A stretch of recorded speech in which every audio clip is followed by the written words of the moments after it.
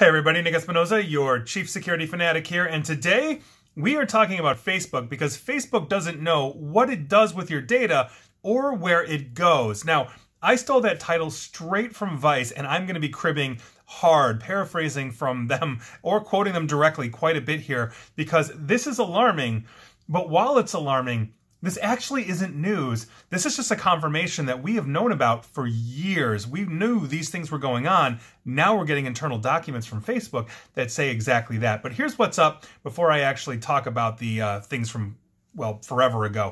Facebook is basically facing what it describes internally as a quote-unquote tsunami of privacy regulations all over the world, which is basically forcing Facebook to drastically change how it deals with personal data from you and I. And the fundamental problem, according to Facebook, and they admit it, is that Facebook has no idea where all of their data goes or what's going on with it. And this, again, is coming to a leaked document internal to Facebook that was obtained by Motherboard by Vice. Now, the document reads, and I quote, "We've built systems with open borders. The result of these open systems and open culture is well described with an analogy. Imagine you hold a bottle of ink in your hand. This bottle of ink is a mixture of all kinds of user data, third-party data, first-party data, sensitive categories data, European data, etc., etc. You pour that ink into a lake of water, our open data systems, our open culture, and it flows everywhere. How do you put that ink back in the bottle?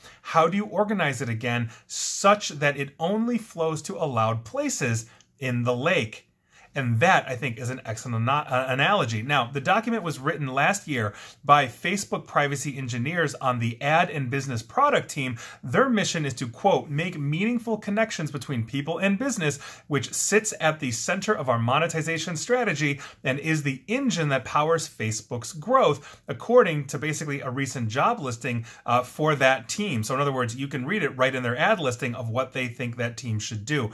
Now, this is also the team that is tasked with building and maintaining basically Facebook's ad system, which is utterly massive, and that is the core of the company's business. That's how Facebook basically makes money. You get it for free, they data mine the bejesus out of you, they sell that data to a company that is willing to pay for that to advertise to you on whatever you like or whatever Facebook has identified that you like. Let's say you like, I don't know, Subarus. Guess what you're getting? You're getting Subaru ads because you've said you liked Subarus. Take your pick on any product. Now, in this document, the team is both sounding the alarm, but also making the call to change how Facebook deals with users' data to prevent the company from running into trouble with regulators in Europe. Thanks to GDPR, they have been under serious fire. The United States here, where we're starting to see the CCPA in California, BIPA in Illinois, and others basically reach out, as well as India that is getting new data regulation, not to mention other countries that are pushing for more privacy laws and constraints on social media platforms like Facebook and others. And I quote the document once again, "We do not have an adequate level of control and explainability over how our systems use data, and thus we can't confidently make controlled policy changes or external commitments such as, quote, we will not use X data for Y purpose." And yet, this is exactly what regulators expect us to do, increasing our risk of mistakes and misrepresentations. In other words, Facebook's own internal engineers are admitting that they are struggling to basically make sense and keep track of where all of this user data is going once it's been ingested into Facebook systems, and that is according to this document. The problem inside Facebook is known as data lineage. Now, in the last few years or so, regulators all over the world, as I just mentioned, Europe, India, United States, etc., have tried to limit how platforms like Facebook and other social media data collecting companies can use their users' data. Obviously, the biggest one of these is the GDPR, or General Data Protection Regulation,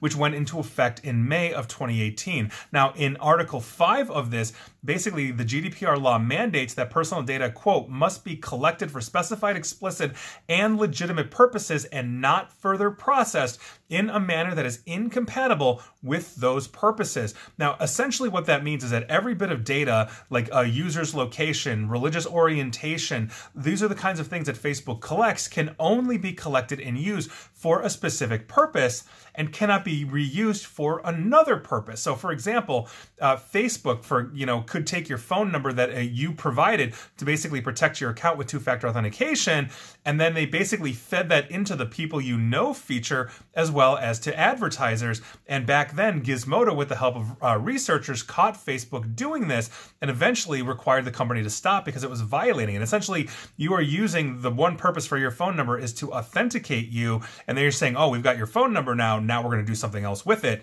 They are not allowed to do that under GDPR, which is actually the way it should be. Now, according to legal experts interviewed by Vice, GDPR specifically prohibits that kind of repurposing, and the leaked document shows that Facebook may not even have the ability to limit how it handles users' data. The document also raises questions of whether Facebook is actually able to comply, even at a broad level, with privacy regulations because of the sheer amount of data that it collects and where it goes within the company, but also where it goes outside. And I will talk about that in a minute. Now, a Facebook spokesperson denied that this document shows that the company has done anything wrong, blah, blah, blah. And I will quote Facebook here, but it's BS. And I will basically get to that in a minute here. And this is Facebook's response. And I quote their spokesperson that basically sent this in an email to Vice. Considering this document does not describe our extensive processes and controls to comply with privacy regulations, it's simply inaccurate to conclude that it demonstrates non-compliance. New privacy regulations across the globe introduce different requirements, and this document reflects the technical solutions we are building to scale the current measures we have in place to manage data and meet our obligations. Now, that is actually really interesting because, again, in this document, they literally say this. They literally say this. To quote that document again, we do not have an adequate level of control and explainability over how our systems use data, and thus we cannot confidently make controlled policy changes or external commitments such as we will not use X data for Y purpose. That literally contradicts exactly what Facebook is denying there. And here's the thing. We've known about this for years. This isn't news.